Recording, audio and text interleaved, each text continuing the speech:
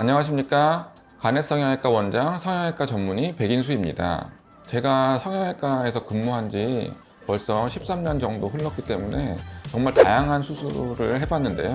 그 중에서도 가장 재수술이 많다는 코 재수술에 대해서 이야기해볼까 합니다. 오늘은 제가 직접 수술했던 환자들의 사진을 가지고 설명드리는 시간을 가져보도록 하겠습니다. 첫 번째 재수술 사례는 모양 불만족에 관한 사례입니다.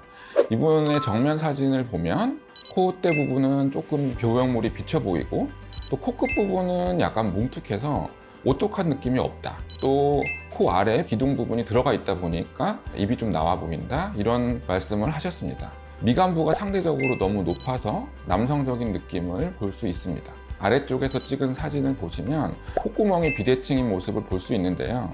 비주 부분이 약간 한쪽으로 휘어 있기 때문에 콧구멍이 비대칭으로 보이는 것입니다. 재수술 환자들은 꼭 CT 촬영을 하게 됩니다. CT를 촬영을 하게 되면 코 안의 내부 구조나 원래 가지고 있었던 문제점들에 대해서 정확하게 볼 수가 있는데요. 이 환자의 경우에는 미간 부분에 상대적으로 높은 보형물이 들어가 있었던 것이 확인이 됐습니다. 그리고 원래 본인의 코뼈와 보형물이 잘 들어맞지 않아서 미간부가 좀 들떠 있는 느낌이 있었습니다. 이 원인 때문에 보형물이 비쳐 보이는 원인이 되었던 것이었습니다. 그리고 코 안쪽의 내부 상황은 비중격이 한쪽으로 휘어 있어서 비중격 망곡증이 있는 상황이었습니다. 심각한 문제는 아니었지만 비주가 휘어 보임으로 인해서 콧구멍에 비대칭이 발생하였기 때문에 비주가 휜 이 부분도 수술 전에 면밀히 체크하였습니다. 이분의 수술은 높이 들어가 있던 보형물을 제거하는 것으로 시작을 하였습니다.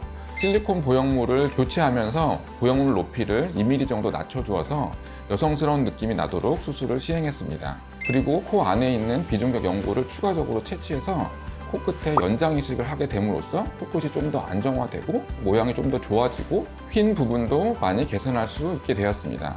그리고 추가적으로 연골이 약간 부족하기 때문에 귀 뒷부분에서 연골을 채취해서 코끝에 모양을 내주는 작업을 시행하였습니다. 이렇게 콧대와 코끝을 나눠서 수술을 해주면 훨씬 더 안전하고 더 예쁜 모양을 가질 수 있게 됩니다. 수술 후 사진을 보시면 보형물이 비쳐 보시면서 수술한 티가 나는 것이 확연히 좋아진 것을 알 수 있었습니다.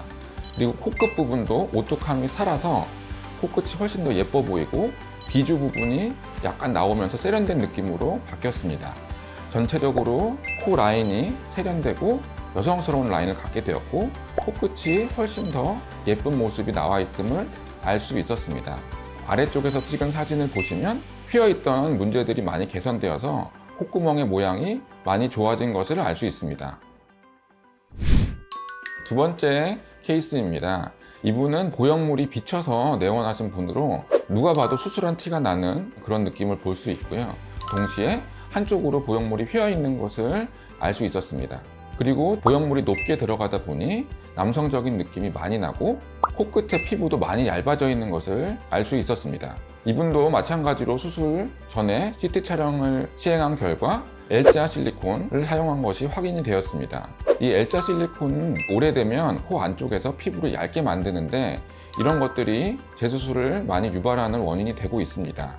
이분의 수술은 L자 실리콘은 제거해주고 일자 보형물로 바꿔주는 작업을 시행했습니다.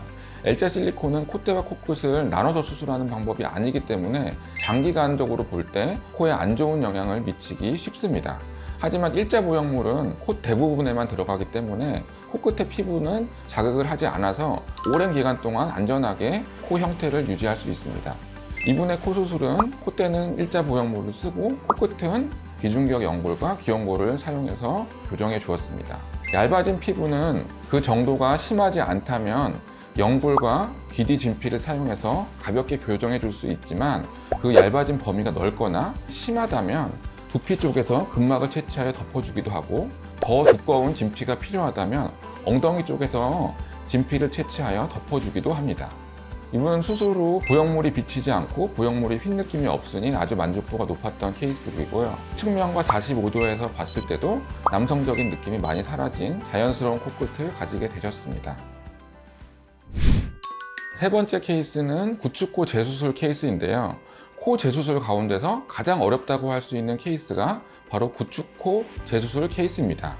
이분의 경우는 첫 번째, 두 번째 수술은 다른 병원에서 모양적인 불만족 때문에 시행하였고, 세 번째 수술 역시 다른 병원에서 모양적 불만족을 교정하고 싶어서 수술을 하다가 염증이 생기는 바람에 진물이 나고 피가 차는 등 안 좋은 증상을 많이 겪었다고 하고, 항생제나 치료 등으로 회복이 되지 않아 결국에는 보형물을 제거하게 되었습니다.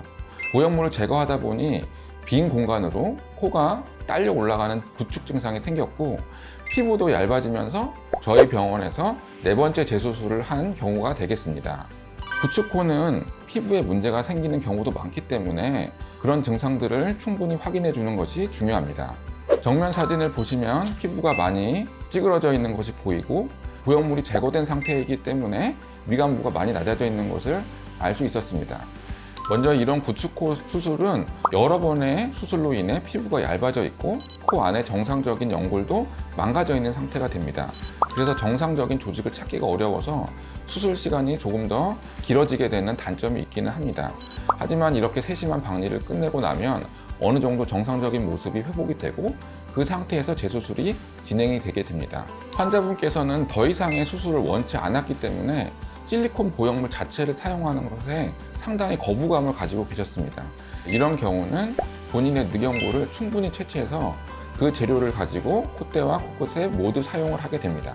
코끝에 사용할 때는 힘의 균형을 맞춰 주어야만 코끝이 수술 후에 휘지 않고 자연스러운 모습을 가지게 될 수 있습니다.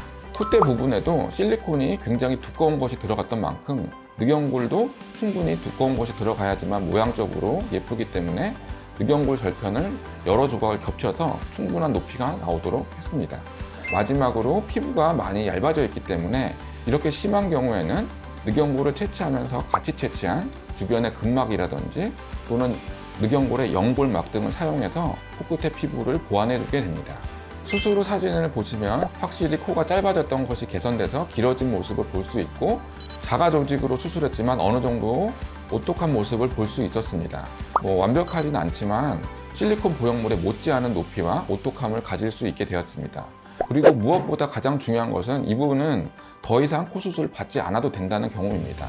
본인의 자가 조직만으로 수술을 했기 때문에 이분은 평생 동안 아무 걱정 없이 자기 코처럼 지낼 수 있게 된 것입니다. 모든 코 재수술 환자분들이 이번 수술이 마지막이시길 바라실 텐데요. 그것 가능합니다. 이런 경우 충분한 상담과 진료를 통해서 어떤 보형물을 사용할지 또는 어떤 조직을 사용할지를 결정해 주는 것이 중요하고, 이를 통해서 재수술을 시행한다면 모양도 예쁘고 안전한 코 성형이 될 수 있을 것입니다. 어떤 어려운 코라도 상담을 통해서 충분한 만족을 가질 수 있으니 주저 말고 경험이 많고 실력이 좋은 성형외과 전문의 원장님과 상담을 해보시기 바랍니다. 이상 간해성형외과 원장, 성형외과 전문의 백윤수였습니다. 감사합니다.